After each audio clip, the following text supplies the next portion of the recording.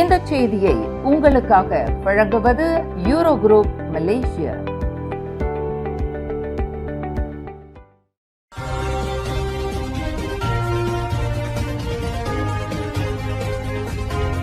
வணக்கம். திசைகளின் 5 மணி. Rafizi Ramli நிக் நஸ்மியின் புதிய அரசியல் பயணம். மலேசிய ஐக்கிய கட்சியை கைப்பற்றினர்.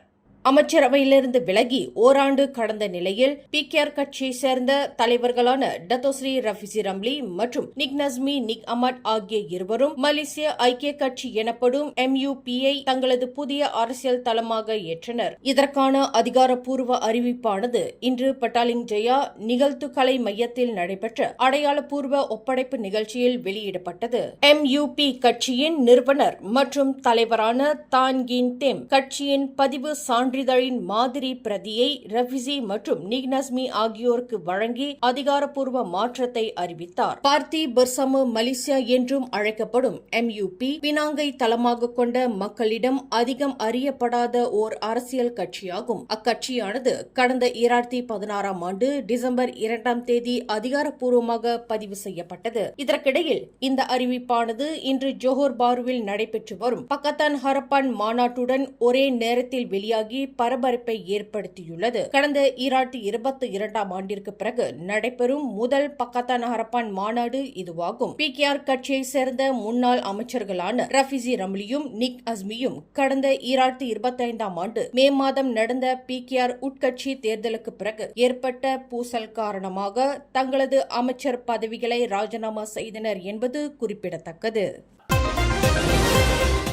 தொழிலாளர் சந்தையை மேம்படுத்தவும் கிக் தொழிலாளர்களின் வேலைவாய்ப்பு திறனை உயர்த்தவும் 100 மில்லியன் ரிங்கிட் மதிப்பிலான பேஸ் தேசிய திறனாளர் திட்டத்தை மனிதவள அமைச்சு அறிமுகப்படுத்தியுள்ளது. டிவேட் இளைஞர் திறன் மேம்பாடு, டிஜிட்டல் பொருளாதாரம், உள்ளூர் நிறுவன வலுப்படுத்தல் மற்றும் கிக் தொழிலாளர்களின் திறன் மேம்பாடு உள்ளிட்ட 10 முக்கிய அம்சங்களை மையமாக கொண்டு இத்திட்டமானது வடிவமைக்கப்பட்டுள்ளதாக மனிதவள அமைச்சர் டத்தோஸ்ரீ ரமணன் ராமகிருஷ்ணன் தெரிவித்துள்ளார். அதேவேளையில் இத்திட்டம் வெறும் பயிற்சி திட்டம் மட்டுமல்ல என்று குறிப்பிட்டுள்ள அவர், தொழில்நுட்பம் மற்றும் கண்டுபிடிப்பு சார்ந்த பொருளாதாரத்திற்கு தகுந்த திறமையான பணியாளர்களை உருவாக்கும் பெரிய முதலீடாகும் என்றும் குறிப்பிட்டுள்ளார். மேலும் வேலை இழந்தோருக்கான சமூக பாதுகாப்பு, இளைஞர்கள் மற்றும் பாதிக்கப்படக்கூடிய குழுக்களான HRD காப் பயிற்சிகள், இ-ஹெயிலிங் மற்றும் பி-ஹெயிலிங் தொழிலாளர்களுக்கான 20 மில்லியன் ரிங்கெட் சமூக பாதுகாப்பு நிதி, சிறு மற்றும் நடுத்தர நிறுவனங்களில் பயிற்சி பெறும் மாணவர்களுக்கான 10 மில்லியன் ரிங்கெட் மானியம் உள்ளிட்ட 4 முக்கிய கூறுகள் மூலம் இத்திட்டம் செயல்படுத்தப்படும் என்றும் தெரிவிக்கப்பட்டுள்ளது.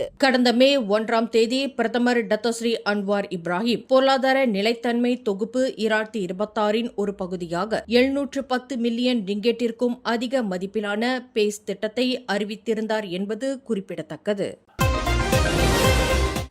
ஜோஹர் மாநில சட்டமன்ற தொகுதிகளின் எண்ணிக்கையை அதிகரிக்க வேண்டும் என்ற கோரிக்கையை இன்று நடைபெறும் கூட்டணி மாநாட்டில் ஜோஹர் பக்கத்தான் ஹரப்பான் மனுவாக சமர்ப்பிக்க திட்டமிட்டுள்ளது. இதுகுறித்து அக்கூட்டணியின் ஜோஹர் மாநில துணைத் தலைவர் ஜுல்கிஃப்லி அஹ்மத் வெளியிட்டுள்ள தகவலில், தற்போது ஜோஹர் மாநிலத்தில் 6 சட்டமன்ற தொகுதிகளில் 1 லட்சத்திற்கும் அதிகமான வாக்காளர்கள் உள்ளனர் என்றும், மேலும் ஒரு தொகுதி அந்த எண்ணிக்கையை நெருங்கி வருவதாகவும் தெரிவித்துள்ளார். மேலும் தொகுதி எல்லை மறுசீரமைப்பு கடைசியாக 8 ஆண்டுகளுக்கு முன் நடைபெற்றுள்ள நிலையில் தற்போது அதை மீண்டும் செய்ய வேண்டிய நேரம் வந்துவிட்டதாகவும் அவர் வலியுறுத்தியுள்ளார். சட்டமன்ற உறுப்பினர்களை நியமிப்பதை விட இது சிறந்த தீர்வாக இருக்கும் என்பதையும் அவர் சுட்டிக்காட்டியுள்ளார். முன்னதாக இம்மாத தொடக்கத்தில் ஜோஹர் மாநில சட்டமன்றம் மாநில அரசியலமைப்பில் திருத்தம் செய்து 5 நியமன சட்டமன்ற உறுப்பினர்களை நியமிக்க அனுமதி வழங்கியது. இதன் மூலம் மாநில சட்டமன்ற உறுப்பினர்களின் மொத்த எண்ணிக்கையானது 61ஆக உயர்ந்துள்ளது குறிப்பிடத்தக்கது.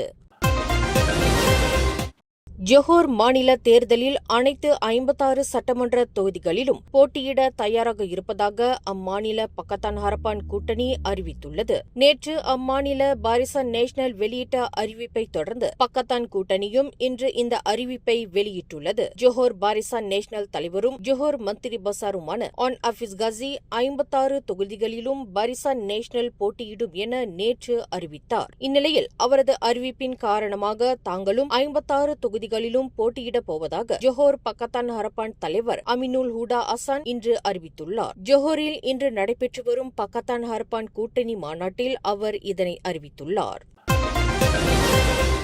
கோலாலம்பூரில் இன்று அதிகாலை நிகழ்ந்த கோர விபத்தில் ஒரே நிறுவனத்தில் பணியாற்றி வந்த 2 சக ஊழியர்கள் உயிரிழந்தனர். அதிகாலை சுமார் 3:01 மணியளவில் நகர மையத்திலிருந்து கோலாலம்பூர் சிரம்பான் நெடுஞ்சாலையை நோக்கி சென்ற சாம்பல் நிற ஹோண்டா சிட்டி ரக காரானது ஜலான் சுங்கை விசி பகுதியில் கட்டுப்பாட்டை இழந்து சாலையோர தூணில் மோதி பின்னர் தீப்பற்றி எரிந்ததாக தெரிவிக்கப்பட்டுள்ளது. இந்த விபத்தில் அக்காரை செலுத்திய 29 வயதுடைய ஆடவரும் அவருடன் பயணித்த 23 வயதுடைய பெண்ணும் சம்பவ இடத்திலேயே உயிரிழந்ததாக கோலாலம்பூர் போக்குவரத்து விசாரணை மற்றும் அமலாக்கத்துறை தலைவர் ஜம்சூரி இசா தெரிவித்துள்ளார். உயிரிழந்தவர்கள் சர்வதேச வங்கி நிறுவனம் ஒன்று ஏற்பாடு செய்திருந்த விருந்து நிகழ்ச்சியில் கலந்து கொண்டு பின்னர் அம்பாங் நோக்கி திரும்பிக் கொண்டிருந்ததாக முதற்கட்ட விசாரணையில் தெரியவந்துள்ளது.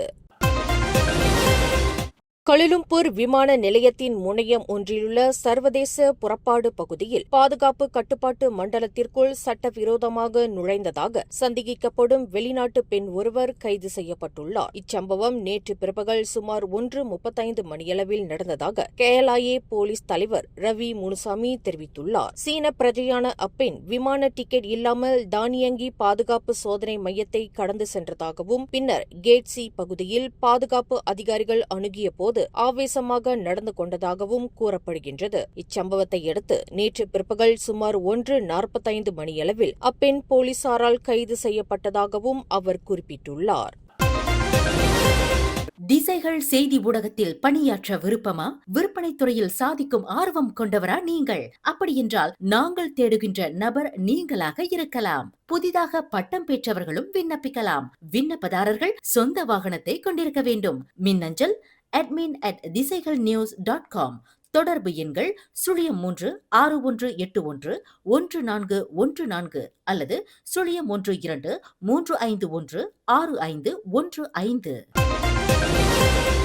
விஜய் முதல்வராவதை தடுத்து நிறுத்தி அதிமுக திமுக ஆகிய இரு கட்சிகள் கூட்டணி அமைத்து ஆட்சி அமைக்க தாம் பேச்சுவார்த்தை நடத்தும் அளவிற்கு தரங்கெட்ட ஆள் இல்லை என நடிகர் ரஜினிகாந்த் விளக்கமளித்துள்ளார். இன்று காலை போயஸ் கார்டனில் செய்தியாளர்களை சந்தித்த அவர் நடந்து முடிந்த சட்டமன்ற தேர்தலில் கொளத்தூர் தொகுதியில் போட்டியிட்ட தமது நண்பரான மு.க. ஸ்டாலின் தோல்வியுற்றது தன்னை மிகவும் கவலையடைய செய்த காரணத்தினால் அவரை நேரில் சென்று சந்தித்து ஆறுதல் கூறியதாகவும் ரஜினி தெரிவித்துள்ளார். இச்சந்திப்பிற்கு பிறகு விஜய் முதல்வராவதை தடுக்க தாம் முயற்சி செய்வதாக பரவிய வதந்திகள் முற்றிலும் பொய்யானவை என்றும் தமக்கும் விஜய்க்கும் வயது வித்தியாசத்தில் கிட்டத்தட்ட 25 வருடங்கள் இடைவெளி இருந்தாலும் கூட அவருக்கு எக்ஸ் தளத்தில் தாம் வாழ்த்து கூறியதாகவும் ரஜினி குறிப்பிட்டுள்ளார். மேலும் தாம் அரசியலில் இல்லாத போது விஜய் மீது ஏன் பொறாமை வரப்போகிறது என்றும் ரஜினிகாந்த் கேள்வி எழுப்பியுள்ளார். அதேவேளையில் தவேகா தொண்டர்கள் விஜயை பாதிக்கும் வகையில் எந்தவொரு செயலிலும் ஈடுபடக்கூடாது என்றும் மக்களுக்கு விஜய் நல்லது செய்வார் என்ற நம்பிக்கை தமக்கு இருப்பதாகவும் ரஜினிகாந்த் விவரித்துள்ளார். மேலும் செய்திகளை தெரிந்து கொள்ள கீழே இருக்கும் பெல் பட்டனை அழுத்துங்கள். உங்கள் மகிழ்ச்சியை வெளிப்படுத்த லைக் மற்றும் ஷேர் செய்யுங்கள். தொடர்ந்து திசைகளோடு இணைந்திருக்க சப்ஸ்கிரைப் செய்யுங்கள்.